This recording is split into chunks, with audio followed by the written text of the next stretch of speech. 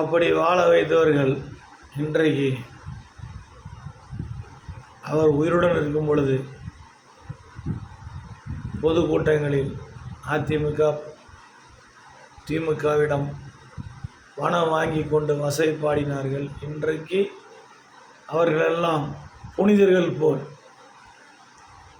Captain ஆலயத்துக்கு வந்து அஞ்சலி செலுத்துகிறார்கள். பொய். மனதளவில் கேப்டனை வசை பாடியவர்கள் பொதுமக்கள். அன்றைக்கெல்லாம் மறைக்க முடியாது. இன்றைக்கு எல்லா மக்களும் விழிப்புணர்வுடன் பார்த்து கொண்டிருக்கிறார். வரும் தேர்தல்களில்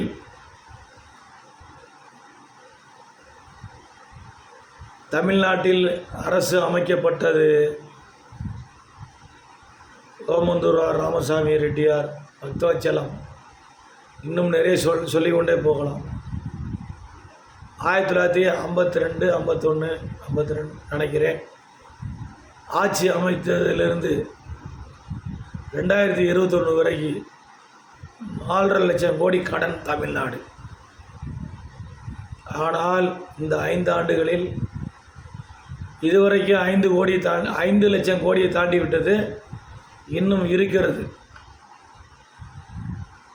பொதுமக்கள் 200 ரூபா, 300 ரூபா, 500 ரூபாய்க்கு ஆசைப்படாமல், மிக்சி கிரைண்டர் இலவசம் 1000 ரூபா, இலவச பஸ்ஸு அதுக்கு ஆசைப்படாமல்,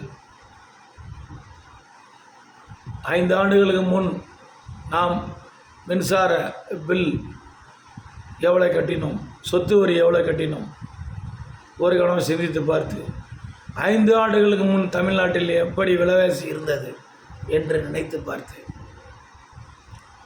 ஓசி பஸ் நம்மளுக்கு தேவையில்லை, உருப்படியான திட்டங்கள், இலவசம் தேவையில்லை. நாம் என்ன பிச்சை எடுத்து கொண்டா இருக்கிறோம்?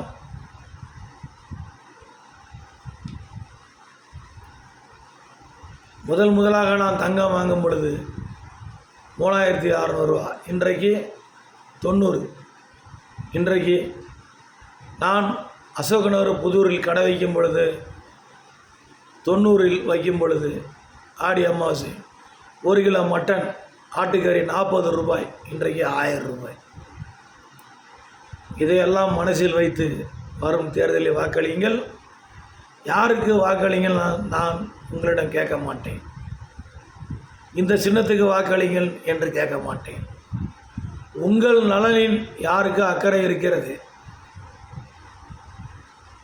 பொதுமக்கள் பாவம் கஷ்டப்படுகிறார்கள் என்று நினைக்கும் கட்சிகளுக்கு வாக்களிங்கள். அந்த சின்னங்களுக்கு வாக்களிங்கள். நன்றி, வணக்கம். கேப்டன் புகழ் ஓங்குக. கேப்டன்